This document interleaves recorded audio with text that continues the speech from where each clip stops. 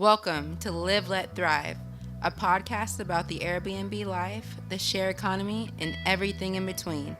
Here are your hosts, Myka and Steve. Hello, hello, hello. And welcome back to another exciting episode of Live, Let, Thrive. What's up, Myka? Man. I am chilling. Stevie Stacks, how you doing today? Oh, doing good. Even if I wouldn't, I'd say that I was, I guess. This crazy short-term, midterm rental world is a beatdown sometimes, but enough about that.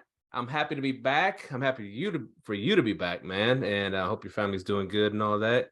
And episode 236 of your favorite Airbnb, VRBO, short-term, midterm, long-term rental podcast in the world, coming at you from Arlington and Fort Worth, Texas, Myka. Yes, sir. Let's go. I'll go ahead. Great show today. And this episode 236 is Jesse Vasquez. Who is Jesse? Well, he's going to tell us because he didn't put a bio. He said, you make something up. But I hear that he's a midterm genius. So we really need some midterm genius on this show. So welcome to the show, Jesse. Tell us all about yourself, bro. What's up, man? That's a loaded question, too. I tell you about myself. That's a lot. That's a lot, man. There's a lot to unpack with that. A lot or heck a lot? I'm going to say, since I'm a NorCal guy, heck of a lot. Heck of a lot. NorCal in the house. So I'll kind of break down for you guys the short version of this. So I worked in healthcare, you guys, for 18 years of my life. I know I look like I'm like 20, right? But if I take this hat off, there's a bunch of gray hair down there. I'm just kidding about that.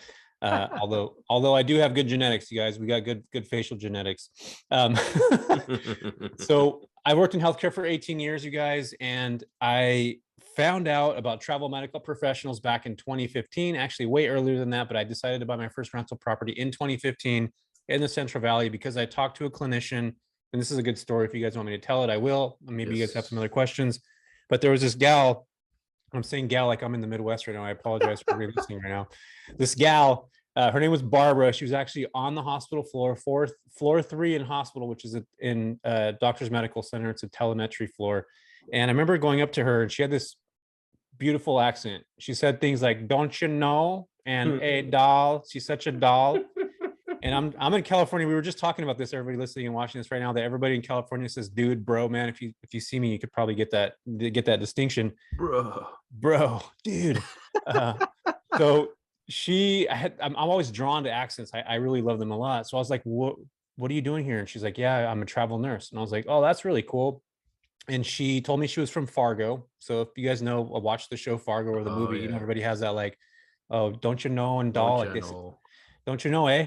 Yeah, so that all the time. And I was like, where are you staying, Barb? And she said that they were staying at a place called Motel 6, which you might have heard of, on a road called 9th Street, which is like literally the worst road that you can ever stay at. And this hotel, you guys, is like a prostitute-filled drug haven.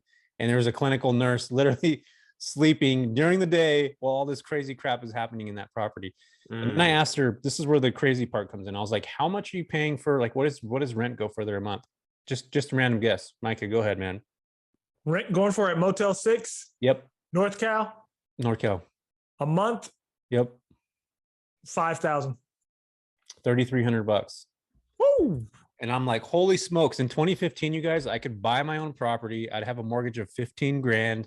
I'd be all in for 2K, and I'd be able to cash flow right around $1,200-$1,300 a month. So my brain was like, holy smokes, there's such an opportunity. So just so you guys know, give you context, my job back then was to go into these hospitals, get patients that were discharging from the hospital. So Mike, if you fell and broke your hip, God forbid that happens, by the way. And my job was to go in and be buddies with Steve, and Steve is a case manager. And Steve's going to say, hey, Jess, I have Myka going home. He broke his hip. He needs therapy. So I had to like become friends with these case managers in hospitals. And I was at all these hospitals becoming, buddies, trying to do the sales thing with everybody. So I saw this need as such a big need in the Central Valley, and I just capitalized on it, man. I just really went all in. I went into the HR departments of these hospitals, and this is something everybody could do right now. You can literally just walk into a hospital, knock on the HR department door, and literally just say, hey, I am a housing specialist. I want to work with agencies here. And I got my first contract with the hospital where they were paying me $5,000 a month to have doctors, clinicians staying at the property. So, and this is 2015, you guys. Wow. So, yeah. You became the guy just by knocking on the door. You became the guy. I became the guy. Yep. Oh shit. I love that because you had the in, man, and you already knew how to use it to capitalize. I love that. So you just knocked on the door, explained to them who you are, and went at it. Yep. Yeah. And the crazy thing is that I started doing more research after I got that first contract. So I went, and this is something that everybody else listening or watching this right now could do. You can call your local colleges and just see who's like how many graduates they have. So in my market, there's about 400,000 people. There's one college that has 30 RNs that graduate a year. And that college, Stan State University, by the way, told me that only about 25% of those students will actually stay in the Central Valley after they leave. So we already have a huge shortage here. So now I knew that at that point, they're like, holy crap, these clinical folks are graduating. They're freaking bouncing out to somewhere cool. It's not like Modesto. You know what I mean? So that's just gave me more insight knowing the hospitals that were already depleted with travel medical professionals. We didn't have enough staff to meet the patients for demand. And then we all saw this kind of go crazy in 2020 with COVID, right? We realized as a nation that the United States does not have enough clinicians to meet the demand for patients. In fact, today I was actually just reading an article about New York. I don't know if you guys read about New York. There's a crazy strike going on. They just got it together, but there's not enough clinicians to meet the amount of patients. This is not just like a post-pandemic story. This has been way before, this in general. And Forbes actually just had another article probably about a month ago where 1 in 5 clinicians is expecting to leave the workforce by 2024. So that demand for travel medical professionals is only going to increase. There's more baby boomers, right? There's more people they're becoming older. So guess what we need more of? Healthcare workers, clinicians, doctors, nurses, all that stuff. So this demand isn't going anywhere. In fact, I think it's going to get worse.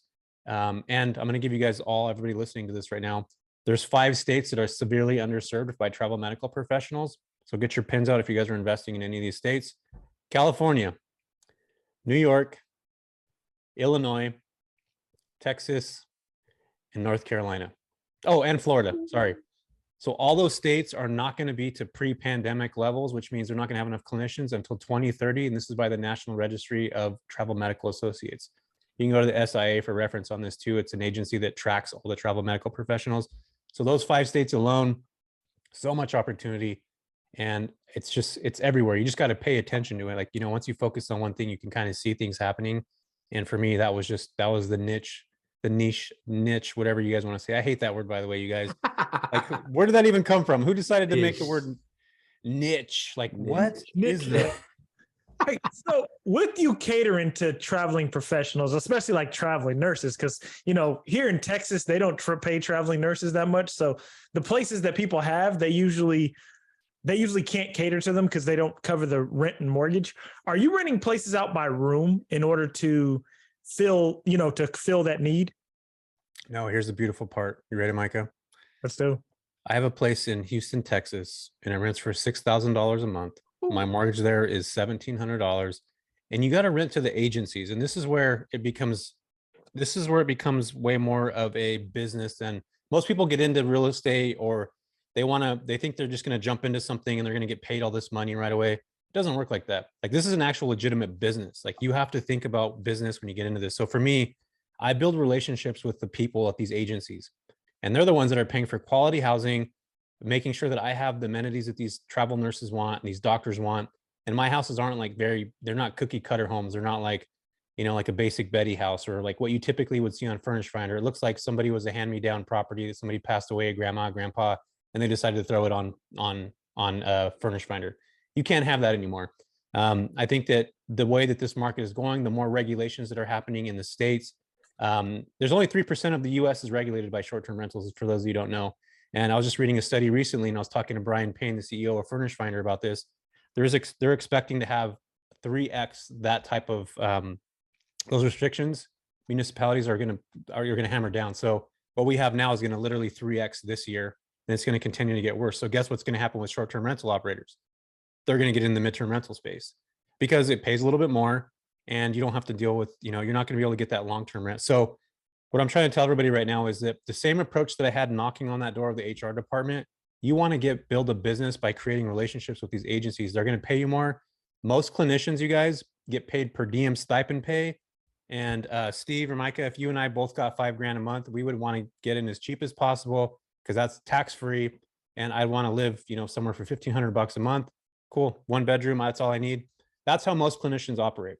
But now, if you go after the agencies, they don't look at it in that way. They look again about what I talked about earlier. Affordable housing.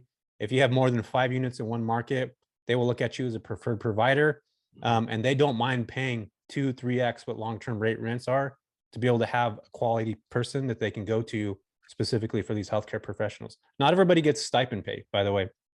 They can opt for stipend. Sorry. How do we hook up with these agencies?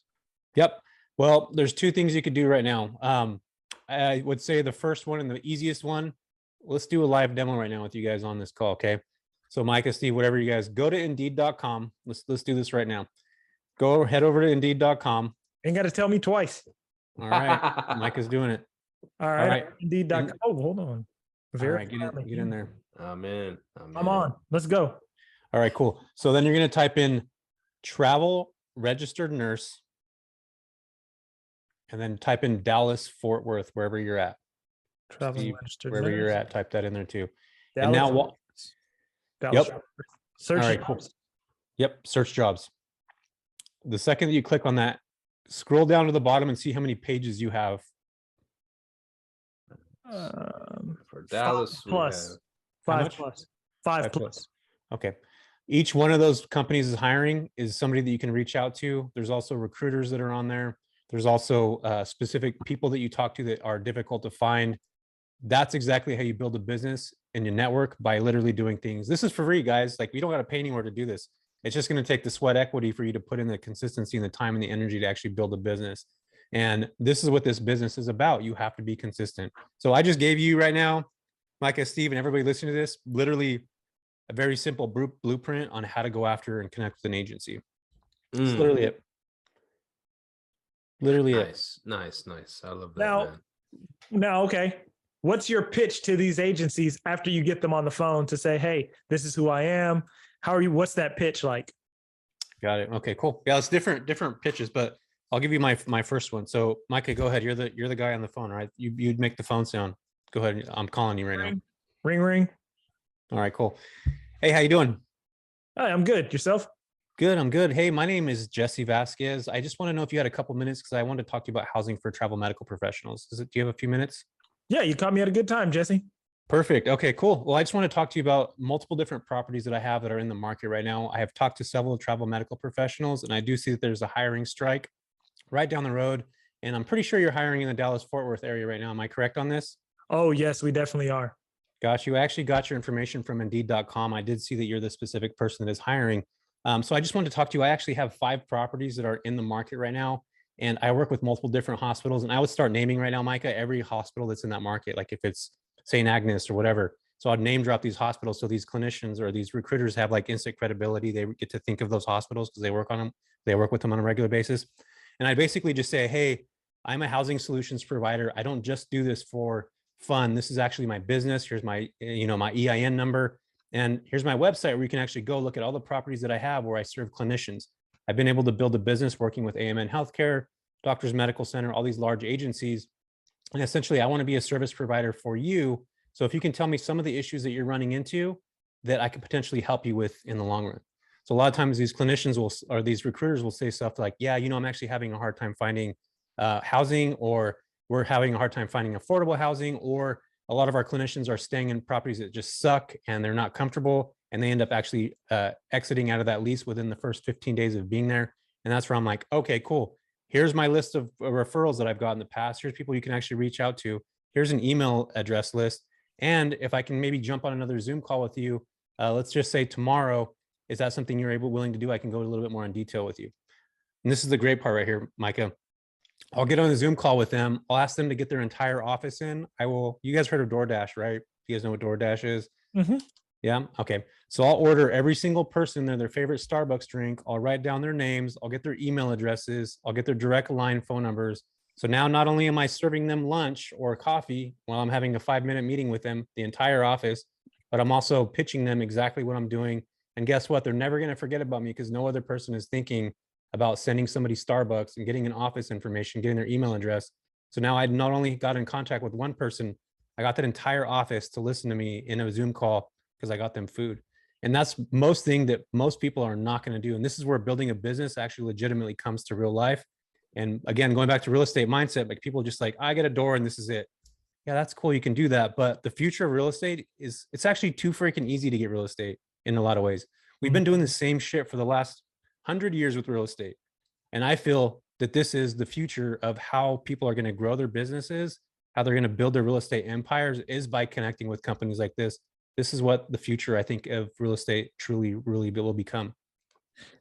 And you just dropped some bars, man. And I don't know if people caught on, but that was some bars you dropped. And I love how you said you got to turn it into a business and you have to present yourself as a business. I love that entire role play we just did because that's what a lot of people lack. I think a lot of people have grown dependent upon the platforms such as the Airbnbs that they don't know how to start a business and present themselves. Because that elevator pitch you just did was next level off the chain. I love that. You said Starbucks. I send my the people that I do arbitrage with, I send them TIFF treats every now and then. So I'm going to be sending it to some agencies.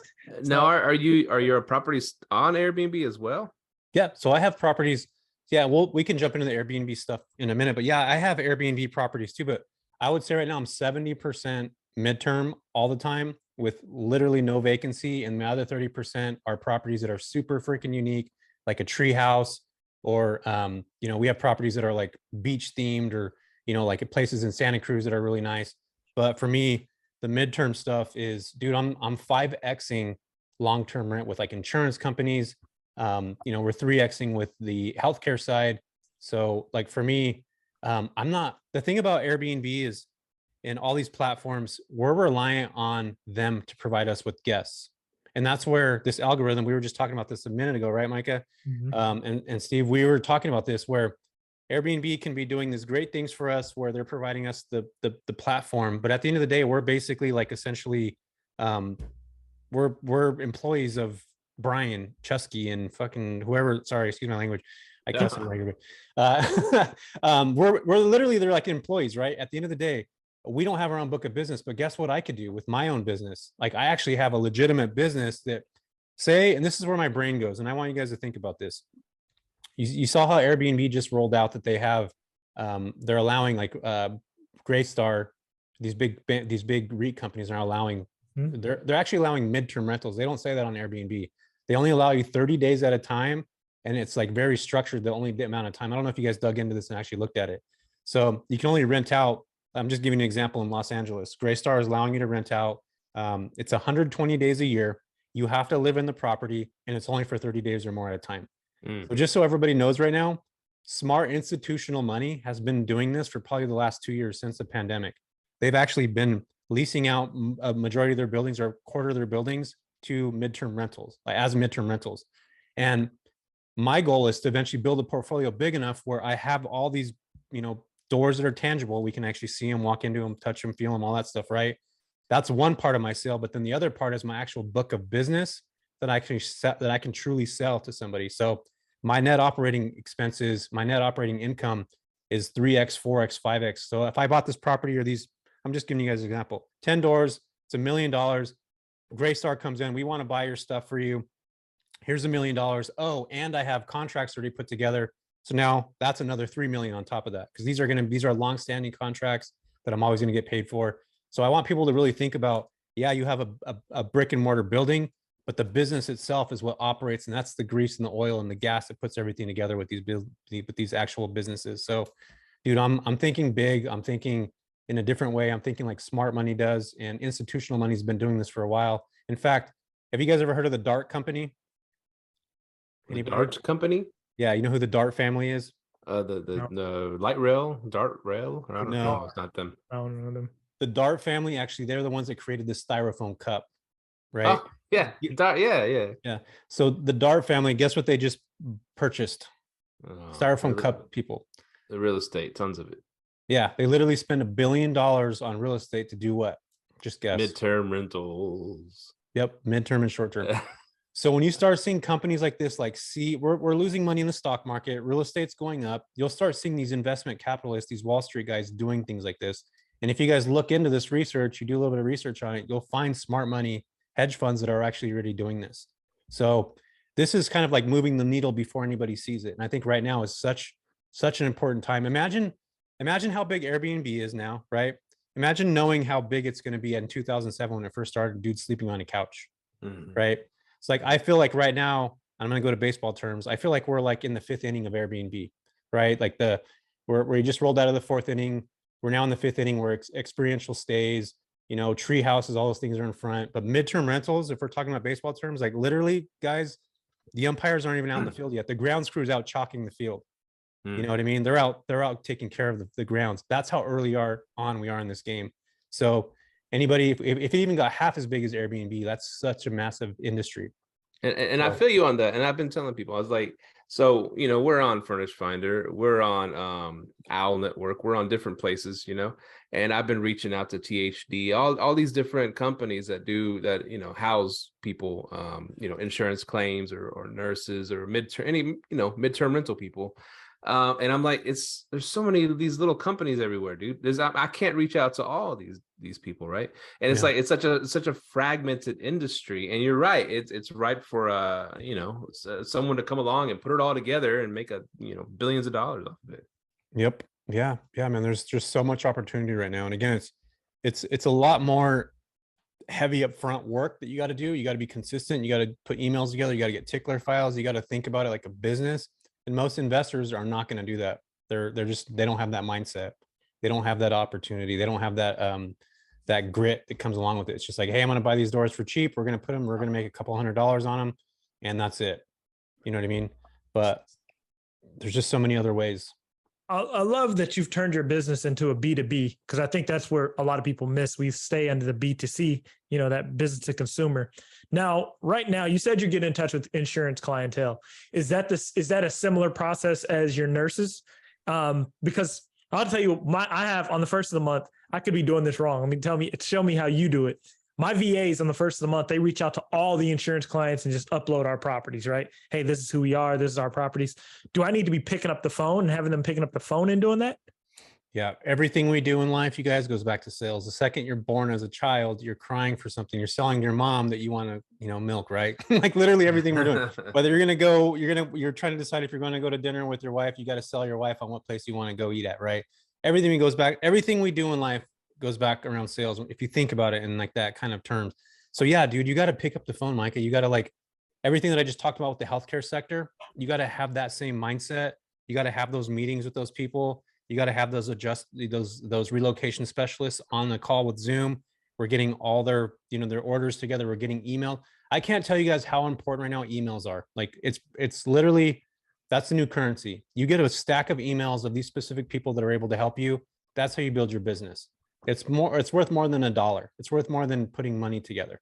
And relationships, I feel, are the new currency as well. It's better to have relationships with people than to make, a big fat chunk of money right now. I'd rather have a long-term relationship with somebody that's going to pay me substantially over time than to make 5 or 10 grand right now over a month. You know what I mean? And I think people lose track of that a lot of the times.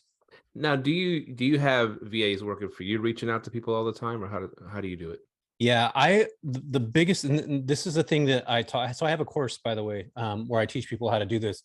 I think it's best for somebody to actually truly learn how to do this themselves, and then they teach the VAs, because a lot of times VAs aren't going to know the nuances, especially if it's somebody overseas or whatnot. They're not going to specifically know how to do that. And I'm a big believer in teach and then do. That's what I did in the healthcare industry. Like I was actually a manager, a mentor to a lot of people. So this stuff kind of came natural to me. But for me, it's like, learn how to do it yourself. Then you teach your VAs as you're doing the process yourself. And you can't expect somebody to, you can't expect a VA to be involved in your business the way that you are. And I think a lot of times as individuals, as business owners, we think like, we want these people to care about our business. Like at the end of the day, they're just employees. They're never going to care about your business like you do. So you get the ball rolling, you understand it, you pick it up, and then you transfer those skills to other people. And I think sometimes people think about it in like, I want my VA to take your course. And I'm like, yeah, that's cool, but you should learn it first. Once you learn it, then you give it to, then you pass it off. You got to do the work first. It's so true, because I spoke to a buddy of ours, right? And I brought up the Owl Network earlier, and they post, hey, so-and-so needs a 3-month stay here, 3-month stay here. And I'm like, I asked him, hey, do you have any success in that Owl Network, And he's like, no, 0% wins. I haven't got a win yet, He goes, so what are you doing? And he's like, my VAs are hitting them up all the time, sending them this, boom, boom, boom, sending, it's just computer. And I said, well, same thing with me. I was getting zero success just sending out, hey, we got a place here. This is the price, blah, blah, blah. I said, but then I just started, it said they tell you exactly who the company is and who the person is that's looking for the place, Mm-hmm. So I started picking up the phone and calling, THD or Smallwood or whatever those companies. And I got a hold of that lady, and then, oh yeah, let me, what do you have, blah, blah, blah. And I formed a conversation with her, and I landed bookings, and I was like, okay, it's a cheat code, but I wouldn't let my VA do it. Not yet, not unless I used to train them, because you get a phone call from someone from, like you said, a different country overseas with a broken accent. They're probably not going to take them serious, but someone, from here, and that's gonna, knows what to say and how to say it and speak to the person, and and they trust you. Okay, we'll put our client there in your house, and that's the only way I've had success. No other way. Yeah, I totally agree. Not only that, but not everybody is a sales oriented person. I think it's That's one thing true. to have somebody on the phone that can like follow a script, but how many times have you guys got a call from a debt collector? Debt collector. I mean, I've got those calls before, you guys, back in the day. Or somebody just calls, a random person. They're just reading a script. Like you can hear it, right? I just sound like I'm in debt now, you guys. I basically said that there's debt collectors calling me, but you know what I mean? Like good debt. Yeah, good debt. I didn't miss any payments. I got a good credit score, you guys. But you can hear it when somebody's not like authentic, when they're not like thinking ahead, when they're not like actually structuring their calls in a way that's like, okay, how am I going to bring value to a person? Anybody that we've watched be successful in our era has solved problems. Look at Elon Musk, look at Jeff Bezos, look at these guys. They all solve a million problems, which is why they're freaking crazy rich. And if you have that same mindset going into, okay, hey, recruiter, what are 3 things you're running into right now? Like, how can I help you make your job easier? Like, that's essentially what we want to do as business owners. We want to make Steve's job easier. We want to make Myka's job easier. However I can make your job easier, you're going to use me every single freaking time, because you know that I'm going to take care of stuff. You're not going to have to double check on me. You're not going to have to follow up on stuff. I will have everything mapped up, put it in a nice, beautiful envelope, and it's already sealed, signed, and delivered. You know what I mean? I think that's where we figure that's how you grow your business, is you create and solve problems, and you find problems that people don't even know they have. A lot of times they're all out there around there. And again, it just goes back to like, and a VA is not going to think like that, you guys. Like, that's you. It's the mindset of your own business. And then eventually you teach them once you get things going. And I think I have a couple of VAs that are from the Philippines, and I don't mind them being on calls, but they already have that sales mind already. Their goal is like, how do I find problems? How do I fix it? And the barrier when it comes to English and stuff like that, I don't think that's really necessarily bad. But I think that if they don't have that sales mentality, they don't have that sales algorithm in their head, they don't have that sales kind of script and how to think outside the box, that's when you run into problems. And you only get one shot sometimes, you guys. You might only have one shot with the relocation specialist. And if you give that to your VA that has no experience on how to make these calls, guess what? You're losing your business on that end. Ooh, I love it, man. You can't outsource everything. Some things you got to train it up in house. Now, you said something earlier. You were talking about, the algorithm and things of that nature. And you said you could talk about that for hours. That's me too. So I want to, because you sound like you can nerd out about some stuff like this. I have a question for you. Yeah. Do you think short-term rental success is now moving into the vacation rental markets and unique stays, and metro markets are going to have to move into the midterm space? Yeah, I think it's going to be a huge push. So there's 2 different things that are happening right now. We have the push with the algorithm where the unique experiences are going to be, so this is like Airbnb 5.0, right? Like, it's changed. It's like we've watched over the years since 2015. It's become something new, like every year and a half, every 2 years, right? We're in the time now. Last year was like, you got to become a professional operator. If you're operating your business, you got to think like a professional. And now we're in the space like, you got to have a unique property, something different, something that stands out. That's not what typical places are. And you can't have that necessarily in an urban market downtown, New York or something like that. So you got to do things that are a little bit different. You got to create an experience. I mean, you got to think about, and this is something that I've been thinking about, and I guess I'll talk about it online now. You guys know who the owner of Marriott is? Are you familiar with that guy? I'm familiar with Marriott Homes and Villas, but not the owner. Okay, got you. So the owner, his brain back in the day in the 1970s when they first put this company together, the way that they got super successful is they had a guy, he opened a Marriott in Europe. And there was this business traveler that was flying from New York to Europe, like on a regular basis. And the owner saw him there. And he would ask him like, hey, what is something that we're missing here? And he was like, yeah, I'm kind of used to my own, I really miss my own things. And he's like, oh, what are you doing? What do you do every morning? Like all of us right now, I guarantee we all have routines in the morning, whether that's getting up, reading the newspaper and whatnot, which leads me into this. That New York traveler, this is in the 70s, what he loved to do was have a specific coffee that he had from New York and reading the New York Times. And guess what the Marriott owner did? He ordered those things. Yep. And guess what? They were the same day of whatever he was actually getting stuff shipped to him. That dude's favorite coffee, he got that favorite coffee. So like, that's how you have to think right now as an operator. Like almost you want to have a questionnaire of like, hey, what's your favorite music? What's your favorite beer? What's your favorite wine? What's your favorite this? What's your favorite newspaper to read? So imagine, Steve, you walk into my house right now. You just took my questionnaire. You're showing up to my house 2 years later. Now you walk into my door. We have smart technology. Guess what's playing? Your favorite Beatles album in the background, your favorite beers in the fridge. Like that's where our heads need to be right now in this space is like, how do we curate something specifically to an individual that's coming when nobody else is going to be thinking like that? But in fact, Marriott's been doing that since the 70s, just on a different level. We live in a technology age time frame, right? I can do that with Google Home. I can play a song right now on all my properties, like literally. So imagine having VAs that are like, okay, cool. Steve's favorite album is the White Album by the Beatles. His favorite, whatever is there. And we curate that stuff specifically to these people every time they come in.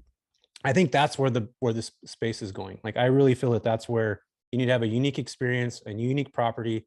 Not only that, but Myka, Airbnb is driving prices down too, right? They just changed this algorithm where, cool, you got these unique spaces and we're charging more. But guess what? Everybody that has a very standard, very basic home, we're driving the revenue down on all of those because they're using that, right, as part of their algorithm. So we're in this weird kind of like space where if you don't up your game and be better, not only on the design side, but also on the experience side, you're not going to be around in 3 to 5 years. Like you're just not. The days of 4 walls, a TV and a window, like and kill are done and over with. Like we're in a totally different time right now. I agree. So what are some of your tips, like how to design your places and set up your places that will attract midterm stays or travel nurses? Yeah. Well, one of the things that I think is most important is that Airbnbs have always had that sexy appeal to them, right? They're like, you open the door and you're just like, holy crap, this place is awesome. I think you need to bring some of that in the midterm rental space, especially if you're going to be serving families that have been displaced to fire, flood, or something like that. Imagine losing your property and then you go and you're not going to want to stay in some really regular basic home. And that's where we're making a pretty decent amount of money right now is on the insurance side, is that these families are looking at 3 to 5 different homes.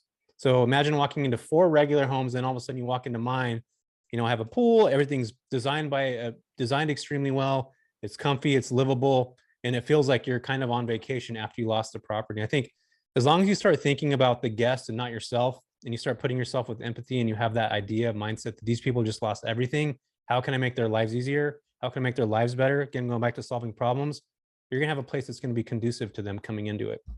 And I think that that's something that all operators now need to really think about. We're in hospitality. It's not about us. It is not about us at all. In fact, it's the opposite. So I think people got it wrong in that end, especially from 2020 to 2022. People were killing in Airbnb.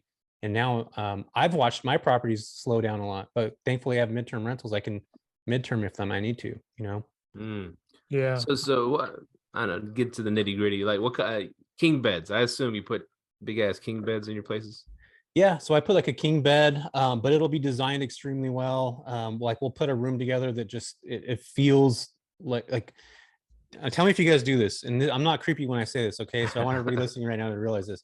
So we got Ring doorbell cameras. You guys probably have those too. Yeah. My favorite thing is to listen to somebody open the door for the first time, and they're just like, "Oh my fucking god, I'm so glad! Like this place is amazing." Aha. That's how you know you're winning in the Airbnb space. And if you don't have that and you don't get to hear that and listen, I got goosebumps right now. Look at this, you guys. Can you see that? Because I care about that. Like I literally care about people having memories in their properties.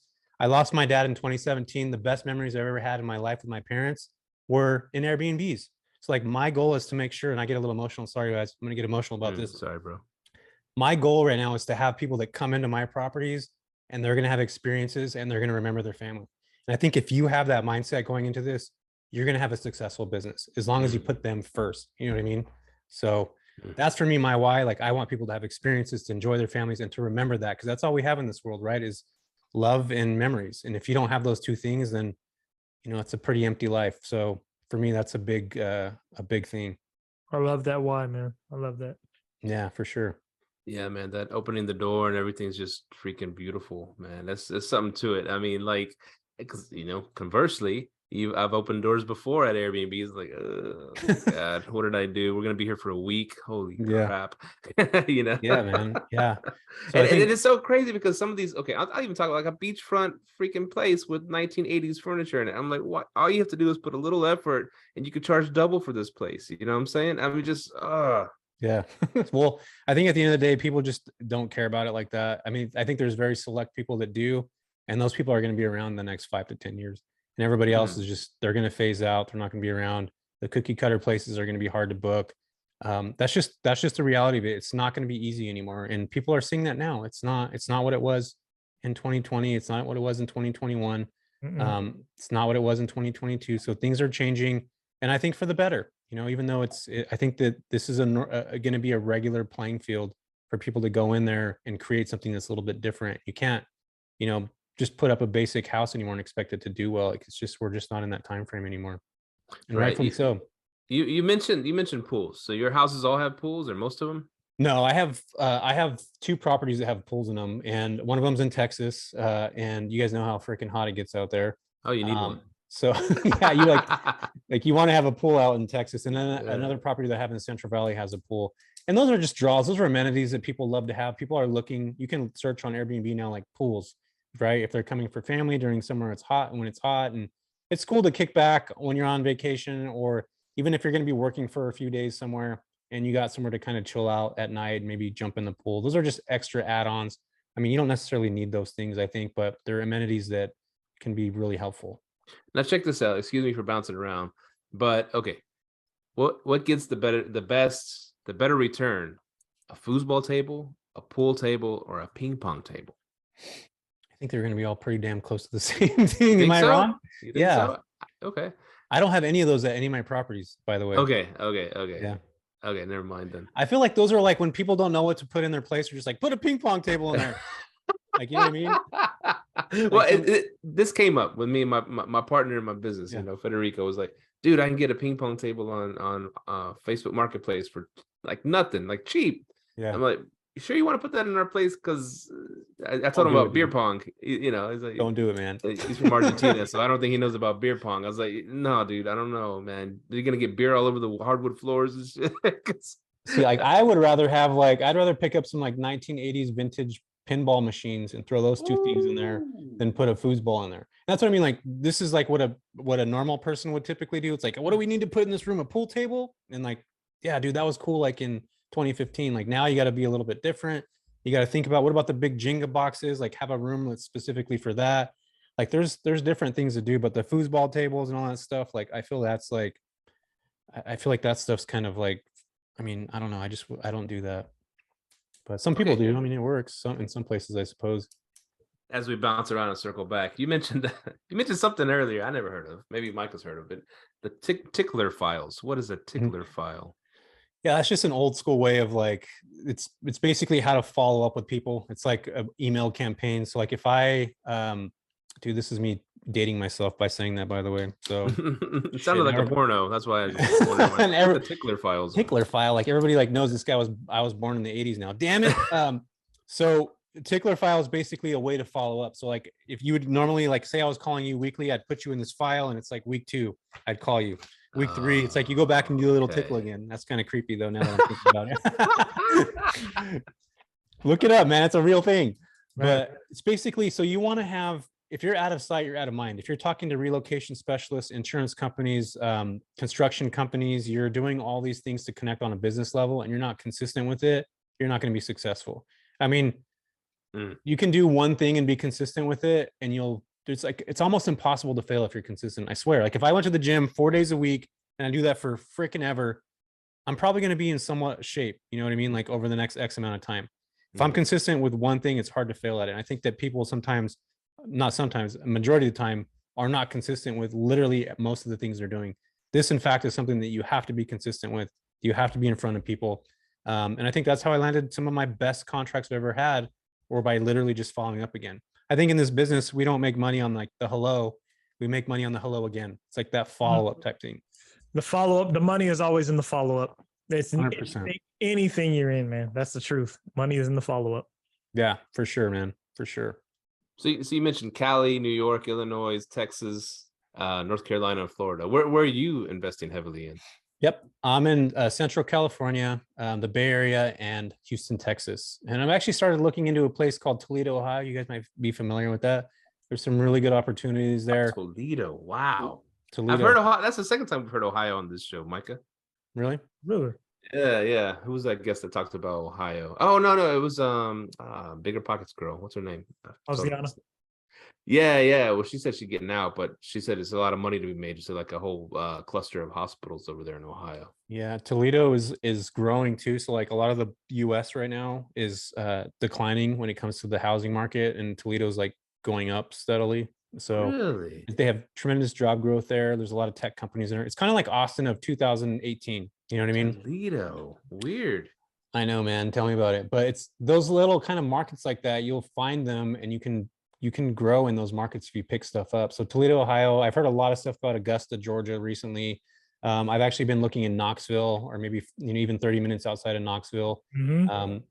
So those kinds of areas are where I'm focusing at. And just so you guys know, I've been buying a ton of single family homes. My mindset is now like, no more single families unless they're unique Airbnb properties. Now I want to have like, 15, 20 unit apartment buildings that I can get contracts and literally house like, 15 people that are traveling to, Dallas or something like that. These are medical professionals where I get a large scale contract, and that's all they're going to do. Because before, the way I was doing things before was all single families, or like a single family with a ADU in the back or something like that. But now my brain is just like, I have this credibility now. I've built this big business already. With 10 properties, we're doing almost $1 million a year with 10 properties as a midterm rental, as midterm rentals. So like, dude, like, why can I not do this on a bigger scale? So for me now, that's where my mindset's at. The business relationships are there. The opportunities are there. It's just for me now to go out and pick something up and just double the NOI on these buildings, and eventually probably even sell them, if that's something I want to do. So with your portfolio right now, how much of it do you own, and how much do you arbitrage? Yeah, I own 10 properties right now, and I arbitrage about 5. We had 6, now I have 5 now. So we have 2 of them in Oakland, 2 in Berkeley, and 1 in San Francisco that I'm arbitraging.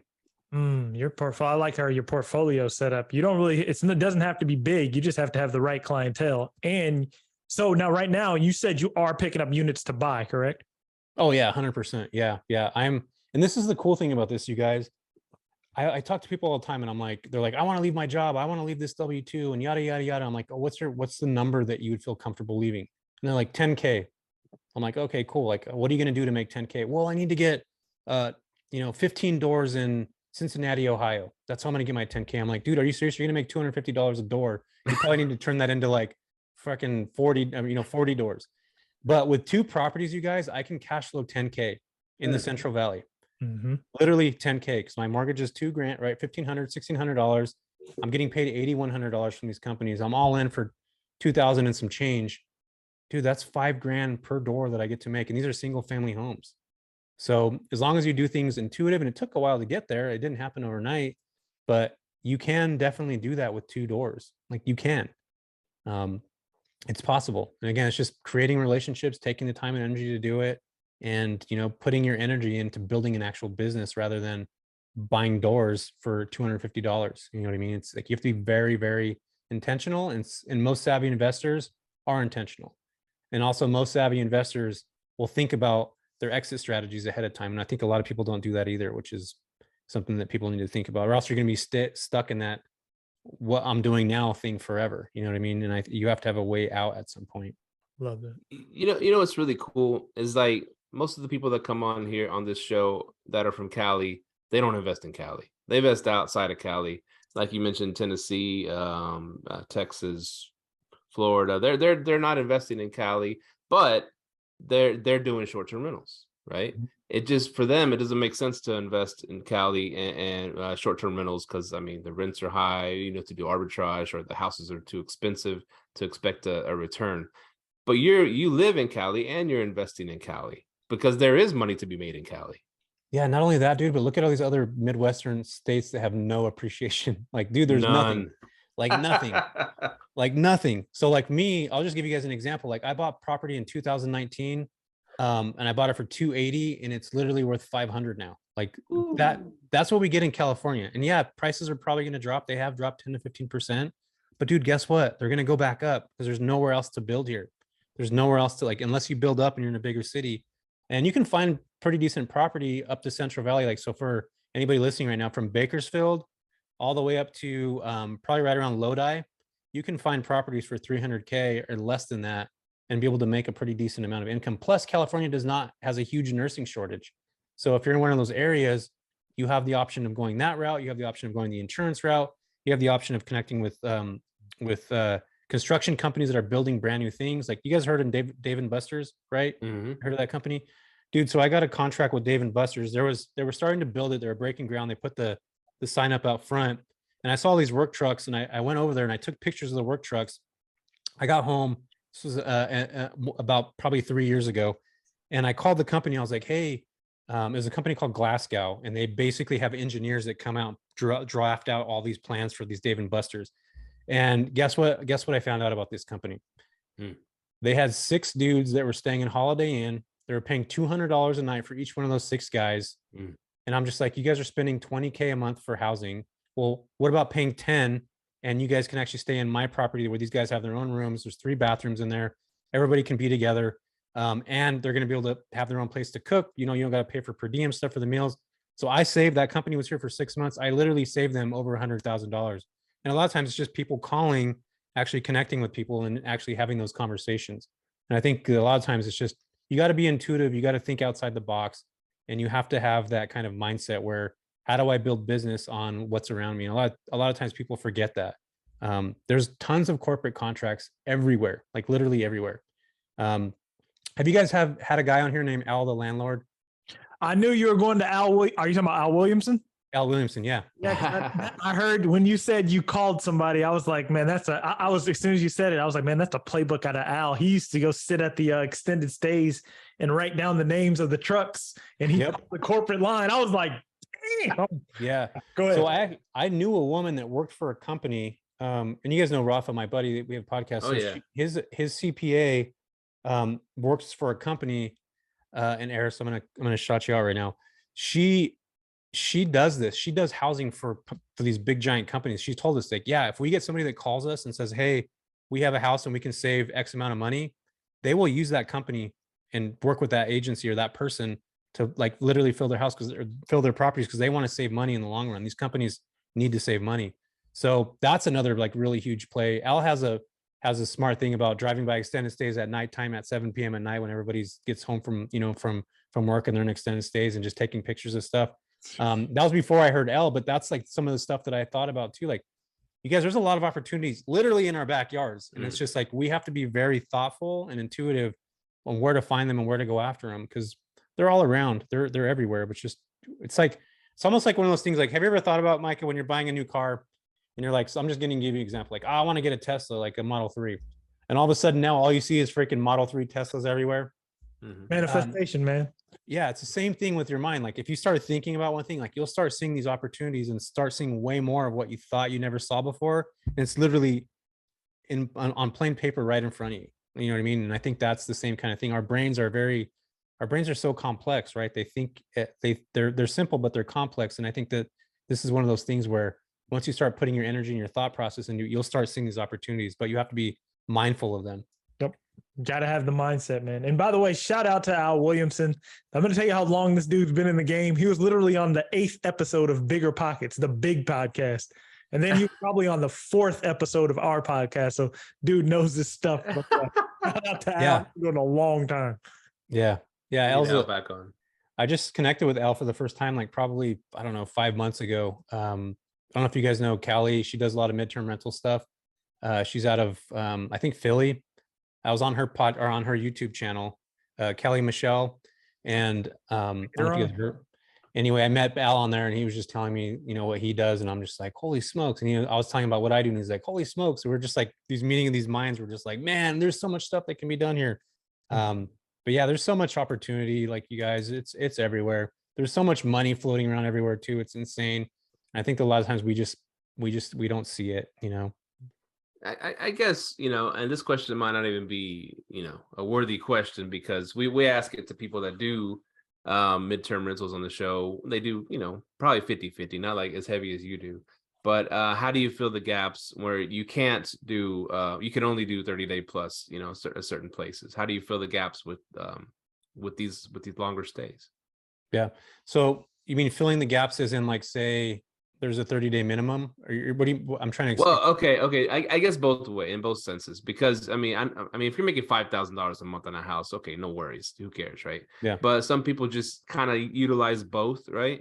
And then they'll say, "Oh, I'll fill in the gaps with Airbnb," right? Mhm. Or do you not even care about the gaps? I honestly, and I'm not bullshitting you guys right now, we don't have gaps, because these agencies will reach out to us and be like, hey, Jess, I have this coming up. What are you going to have available at this time? And this business is booked. Our mindset is no vacancy. And this is why it's so big to have a community, and why I really like with my masterclass, the community that I've built. We have people that will come into our class, and everybody shares the recruiters they talk to. They share their relocation specialists. Like, that was one thing that I really pressed, is like, hey, you guys, you're going to be booked, and you're not going to be able to help these agencies. If you're able to pass this, if Myka, you and I are in the same market and I'm booked right now, dude, I'm going to pass you my client, because not only am I helping that relocation specialist off, you're getting paid, and hopefully you can throw me a referral fee, and I'm solving your problem and my problem. And guess what? If you start doing what I'm doing and you're booked, guess what you're going to do when I'm not booked? You're going to send me the same freaking referral. It's this reciprocation. We don't have that with Airbnb. People are like super scarcity. My property, we want to be lifted up to the front. We want to be this. Dude, no, like, this is a business of giving. It's a business of sharing. It's a business of, I'm booked. I need to help you on this level. And I think that once you have that mindset and you start thinking about things like that, it's going to change the game, not only for you, but everybody that's around you, right? We just talk about network, and your network is your net worth. Like, literally in this midterm rental space, if you're intuitive and doing things the way that I'm mentioning here, we're about sharing with other people to get that business back at some point. And I think that's the mindset that you have to have in this space, because you're going to be booked. You're 90 days booked, and somebody reaches out. What are you going to do with that? You know what I mean? I love it. I love it. I love how you're using it as a mastermind. Everyone comes to the table, because now you're building a community. That's what has to happen in this business. I love that. The amount of money you'll make is equal to the size of problems you'll solve, right? Yep. Yeah. I totally agree to that. I think that's good. Yeah, that's my quote. I'm just kidding. I don't know. Probably saw that on a slide online somewhere. Who knows? On the inspirational quotes. Man. So yeah, this has been a great podcast. Myka. I have one more question. I have one more question for you, because you came from healthcare. Yeah. Have you thought about going into like the post-op space with your rentals? No, but I've had students that have, and they're kicking ass. And these guys are in LA though, where there's a lot of boob jobs and booties and all other stuff coming on. One of these, let me tell you guys about this guy real quick. His name's Dan. He was actually in my class probably about a year and a half ago. And he had a bunch of property in downtown LA. His family was like super wealthy. They gave him all this shit. He was like, whatever. I was like, this freaking rich dude. But here's where his brain was like, I need to go. He went and built relationships with a lot of these like Beverly Hills companies. He started a healthcare company where it was basically CNAs, and he married the real estate side, the business side, and the healthcare side. So now these people that go and get surgeries, where they're coming from Florida, they're coming from all these places, they'll come stay at his property for 4 or 5 days, paying him a shit ton of money. Plus he's got a nurse that can come in, they can do IVs there, they can do like all these different things. So yeah, I think that's definitely this is what I mean, you guys. Like, this is thinking outside the box. Like, these are people that are like, I'm going to be super intentional about my business. I love real estate. I love business. Here, I'm actually building a legitimate business by creating relationships and helping these individuals that are coming. And I think that, again, going back to what we talked about at the very beginning of this is where real estate's going. It's been what it's been for too long. It's been too easy for a lot of people to make a lot of money. Even the people that have like billions of dollars are just buying all this shit and making all kinds of money. And for people like you and us that are on the smaller side of the scale, we can make this kind of money. And if we do it in a smarter, better way, guess what these institutions are going to do at some point? they're going to leverage the same thought process. They're going to buy Myka's portfolio. They're going to buy your portfolio, especially if you're doing things in the right way. And you could probably even manage it, maybe have a management company with them at some point. And I truly feel that's like a real, that's going to happen. People are doing that now with Airbnbs, even buying portfolios of arbitrage stuff. Like I know people that have done that, sold them. So it's a legit real thing. Again, it's just thinking intuitively. Man, I'm gonna be in touch with you, man, because yeah, that post-op space, and people, because my neighbor's doing it, and she's doing like 40K on every 2-bedroom door. I was like, what? I was like, yeah. So yeah, it's definitely it's so many places to build a business with this. We have to just start thinking outside that box, man. Yeah. This has been a great episode. So you're not, I mean, you're doing of course, midterm rentals. You had mentioned tree houses and beach houses. You got stuff like that too? Yeah. So I bought a house in Aptos, which is like 5 minutes from the beach. It's by Santa Cruz. So I have a place out there. I have a tree house in the Central Valley, a cool ass tree. You guys got to check it out. It's freaking amazing. It's like a 1964 tree house that was built from this architect. Beautiful home. Still, it's on stilts. It's like 15 feet off the ground. It's super cool. But yeah, that's the kind of stuff I'm looking for. Like if I can find a unique like dome house or something like that, that's what I'm going to buy the Airbnb. I'm not going to buy the cookie cutter 3-2 property anymore. I would use that for, more of a midterm rental that I would dress up a little bit. But the Airbnbs, like I'm being super intentional about, buying things that are very specific that are going to, this algorithm this is the new thing. Like Airbnbs are going to be an experience. They have been, and they're going to keep pushing that. I mean, they have a page directed to like UFO properties, like, you know what I mean? Like that's what it's becoming, and it's going to continue to be this, I feel. And Airbnb's already worked. I mean, we talked about this with baseball terms, right? They're in the 5th, 6th inning already. Like how much further can you go with property? Like what more can you do? So I think that, we're kind of in this life cycle of the short-term rental space. There's not really much for it to evolve into. It's funny you say that because I felt the same way. I felt like Airbnb was going through a rebrand. It's like, let's cater to the higher end, and then we can kind of create a new target avatar that comes onto the platforms. I 100% agree. They did that and they lost it. So they catered to the higher end. You remember when they did the little Plus. The Plus? Yeah, Plus is freaking gone, dude. Remember when they were doing Plus for a while? Yeah. Wow. I didn't think about that. Wow. Yeah. So they did Plus. So that whole thing, like the nicer sheets, they catered to that higher end for a while. And then that's gone, dude. Like I don't see any Pluses really anywhere anymore, to be honest with you. Now it's more. Oh, go ahead. I was going to ask you on that. Yeah. Go ahead. You go first. Now I got that Plus thing was okay. So that was like Airbnb 2.0, right? That was like 2016, 2017, 2018. They did that. And then it just kind of died off. I don't think that really went the way they expected it to go.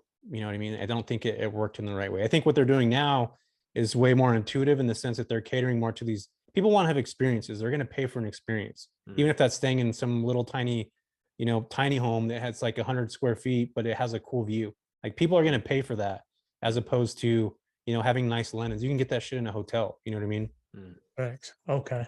Because I was going to say, do you feel they lost Plus because maybe, I don't know, like it seems like, okay, you're trying to go high end, but then, do you feel like they lost Plus because people are leaving the platform, like the customer? No, I feel like they lost Plus because it just wasn't doing what they expected it to be. It was like a brand that they thought was going to be bigger than what it was.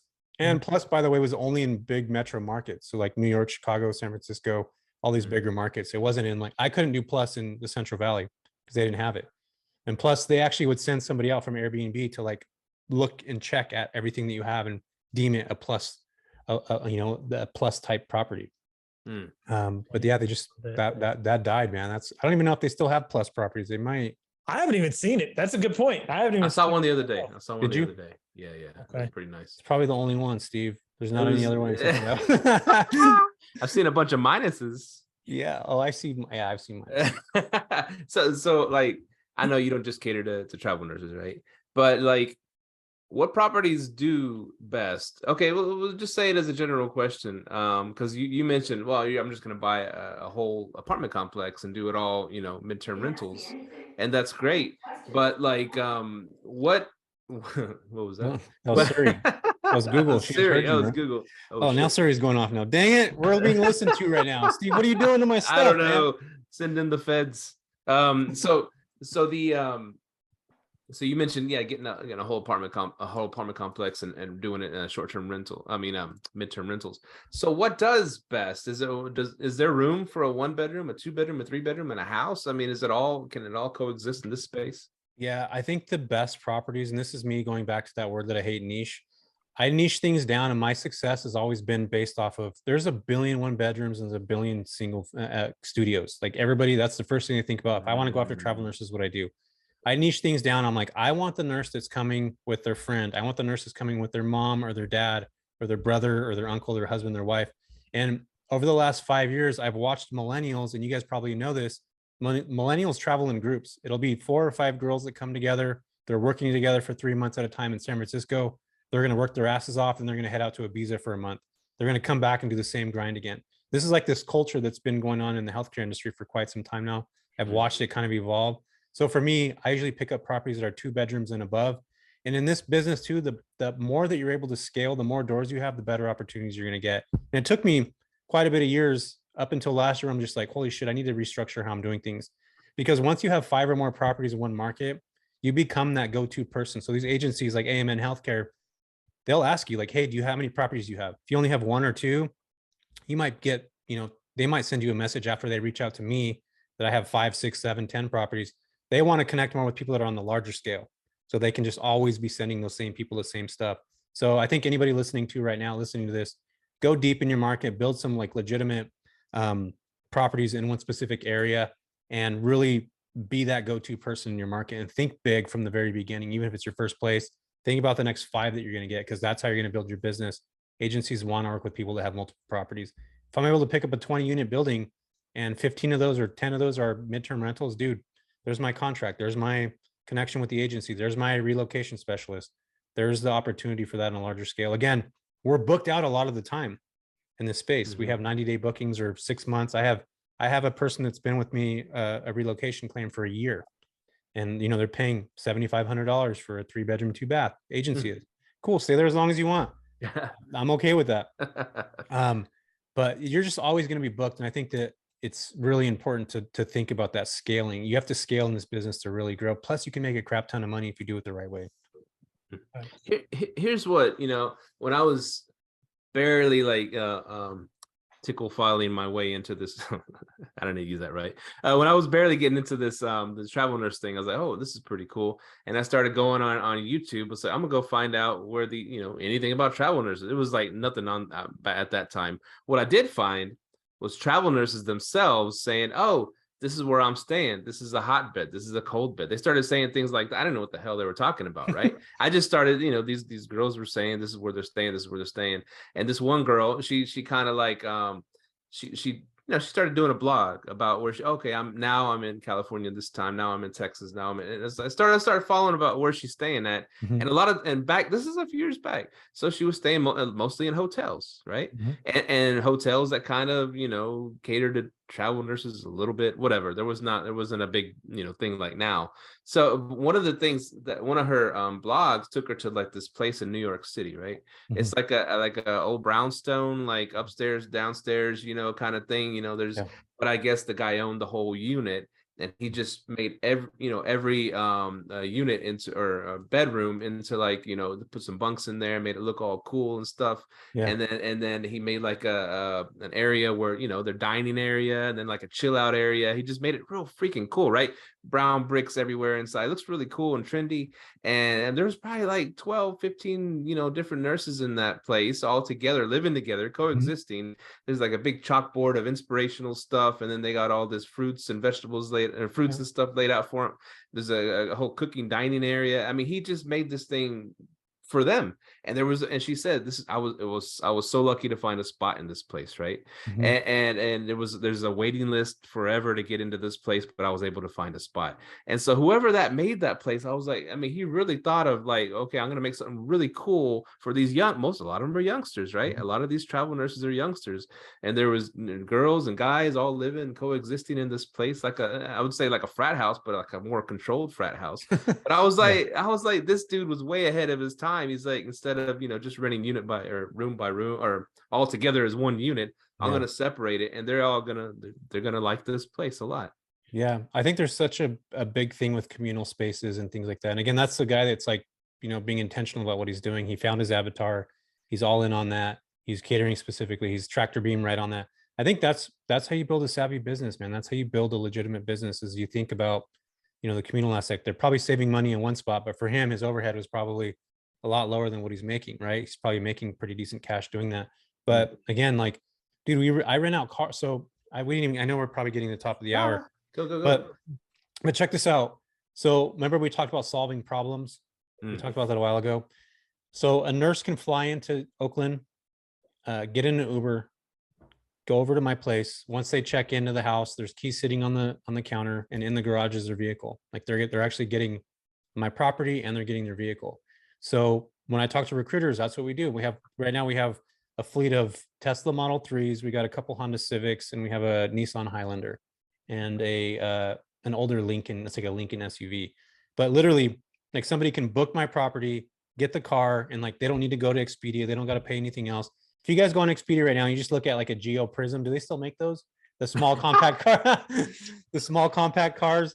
Dude, they're like $1,300 to $1,900 a month. Like, why not be able to rent a car for me for, let's just say, $1,000 a month? It's a 2015 Honda Civic. It's going to get you from point A to point B. Plus, it looks kind of cool, and you're not paying the the extra fees, the taxes, all the other crap. And I'm giving you at a one flat rate.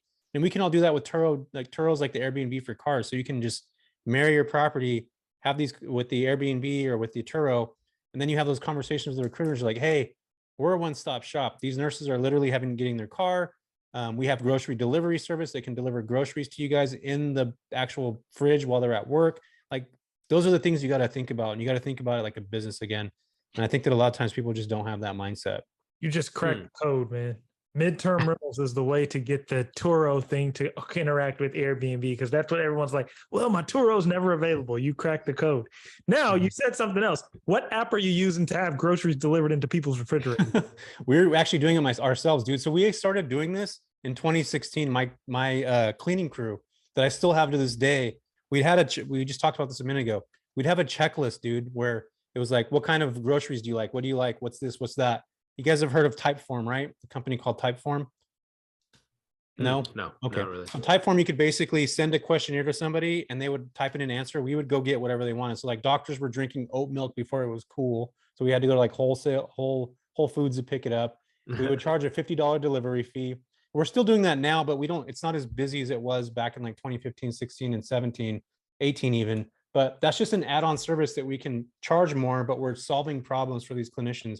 And keep in mind, like, a lot of the residents and doctors were literally working 24 hours a day, and then they would sleep. So they don't want to go to the grocery store or pick anything up. Like, we would go do that with whatever they wanted, and we would just charge them for it. So that's kind of what we were doing back in the day. We're still doing it now. It's just not as progressive as it was then, because shipped and all this other stuff is out there. People just can order their own stuff, but the cars are still being rented on a regular basis. So again, it goes back to, how can I make these jobs easier? How can I make a clinician's life easier? And how can I help them save money? And this is exactly what we did from, back in 2015 to even now. So how successful are the Turos? I'm wondering. Yeah, so I don't use Turo. We ended up picking up an umbrella policy. So this umbrella policy covers people that are in the home and the vehicles, everything they're driving. So that ended up costing me thousands of dollars to put together, because the coverage, we had to get attorneys that were in all these things. But Turo, I've never used it, so I can't really say that's the way to do it. But I know that they charge either from 10 to 30%, depending on your coverage ratio. Like, for me, I wouldn't want to be charged 30% for somebody to use my car. If I'm renting it for $100 a day, Turo takes part of that. I'm only making $50, at the end of the day. I'm like, do I really want that? And with us, we ended up having a policy written where it covers the guests coming in. They got to get a secondary insurance to cover themselves in the car. I have my umbrella coverage, and then they have their own policy, like I mentioned a second ago. So we're getting covered on both ends. And luckily, to this day, I've only had like minor issues where somebody backed into a shopping cart. Somebody had one lady, when you go put gas in, how there's those yellow things that keep you from hitting the gas tank or the gas pumps. She freaking turned too soon and got the car, the yellow was all over the car. But just small stuff like that. It's never been like an actual accident or anything like that. Just small little things, man. But again, it goes back to solving problems and just being things that you're going to be memorable.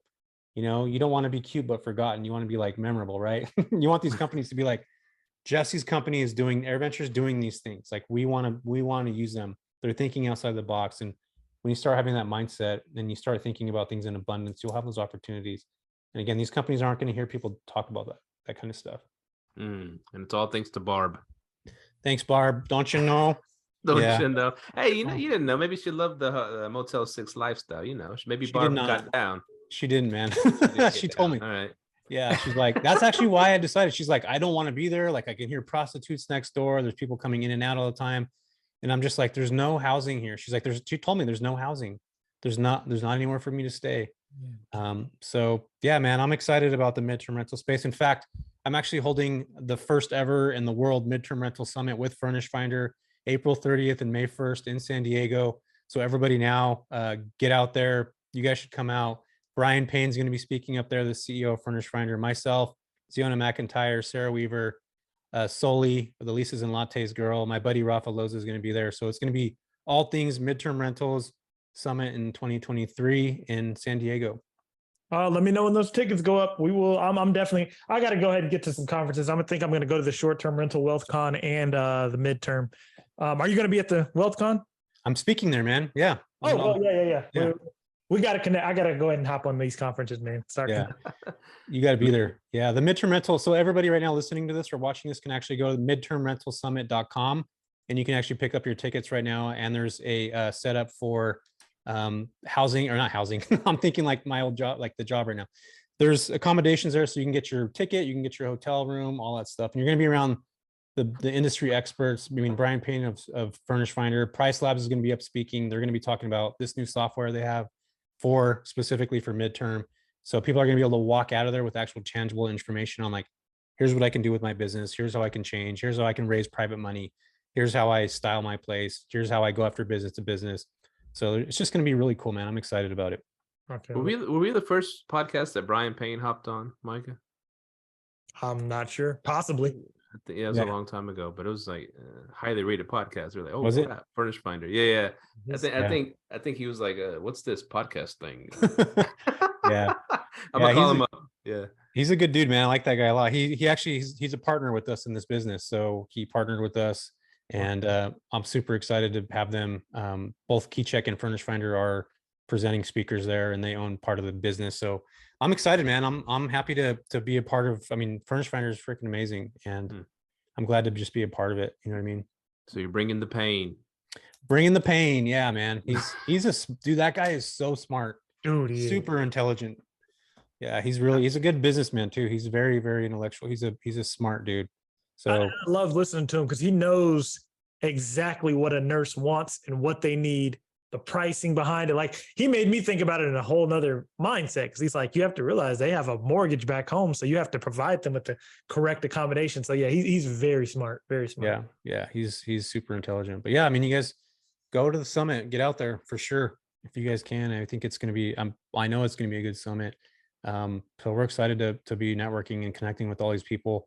And midterm like this, we're just getting started in this space, you guys. Like it's going to evolve so much more. Actually, in fact, I think 23 and 24 are going to be like the years for midterm rental. Like this is really going to be like the push. Mid is the new short.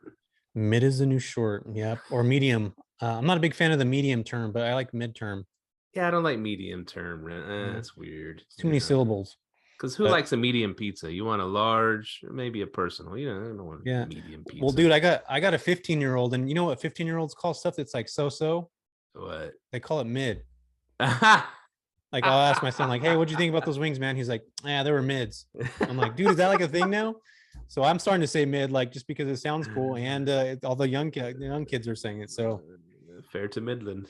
Yep, there you go, man. Oh man, the first time I heard mid, it wasn't related to like short-term rental stuff. But that's oh, no, that's what they call it, garbage marijuana. You either got some Reggie or some mid, you know. Yeah. Oh yeah, that too. But yeah, I'll take some of that mid, man. Give me some of that mid. Only before bed, though, you guys. Only before bed. I can't do anything else. You're in the right state, sir. Oh yes. Jesse Vasquez, where can people find you, sir? Yep, you can find me at the real Jesse Vasquez on Instagram. There's too many Jesse Vasquez's out there. It's like the most common Hispanic name on the planet Earth. So yeah, you guys were my cousin at first. Oh, my cousin's coming on. Oh, cool. Yeah, Primo. Exactly, man. So the real Jesse Vasquez on Instagram. I also have a YouTube channel where I talk about literally what we just talked about today, and you can find me there at Jesse Vasquez, or you can go to my website, therealjessevasquez.com, or you can get tickets to the Midterm Rental Summit at midtermrentalsummit.com, San Diego, April 30th and the 1st. Hope to see you guys there. I'm definitely getting my tickets. I'm going to be there. All right, man. Thank you for coming on, man. Yeah, you're welcome, man. I appreciate you guys. Thank you so much. All right. Adios. All right, guys. Peace out. Man, that was what episode number was that? 236. 236, man. That was a lot of gems. I know next week I'm about to be picking up the phone and making some phone calls because it's time to get into that midterm rental B2B game. I love how he has business to business. I'm going to hop into that. And I'm going to tell y'all how it goes, man, because I'm sick of Airbnb, man. I see what they're doing. And rightfully so. That's what they should be doing, cater to a better clientele or whatever they want to do. But yeah, man. It's their business. Yeah, man. For real. Yeah, man. Another great guest. I heard him with Rafa on their podcast, and I was like, wow, this is insane. These guys know what's up. And so, it takes hustle, it takes legwork, it takes actually talking to people, using the old school phone, telephone, dialing them up. Can't automate everything, right? So you got to go out there and do it, make the connections. It's good business sense, right? Straight up. Make connections, network, send them donuts, send them Starbucks, send them stuff like that, and get in there, get in those with those agencies that are gonna send people your way. Straight up. I got some TIFF treats. I'm about to load up on the TIFF treats next week and start sending them out to all these agencies. So yeah, I'm loving it, man. It's a really good episode. And put some turos in your front yard too. For real. I love how he cracked that code. Remember every turo person we brought on, they're like, I can't ever mix it with my Airbnb, and got to go midterm. Yeah. It's those turnovers, the turo turnovers that suck for them, Is it? Oh yeah. They got to go get the car, they got to deliver the car, they got to wash the car, all that crap, But if it's just someone doing it for a month at a time, it's not that big of a deal. So thank y'all for listening, continuing to listen to Live Let Thrive. And you can find us at liveletthrive@gmail.com, liveletthrive.com. And you can find me at Argest Rentals, ARGEST Rentals.com. And Myka, where can they find you, brother? Hey, you find me on Instagram, Twitter, all that good stuff. But no, Instagram. Follow us, send us an email, and man, hit us up. And thank y'all for continuing to listen. And let's hop on this midterm rental play. Nothing mid about this show, yo. Yeah, we got that. We got that loud. All right. We are out. Later. Peace. Thank you for tuning in to this week's episode of Live, Let, Thrive. Be sure to tune in next week for all the latest in the world of Airbnb and all that entails. Bye-bye.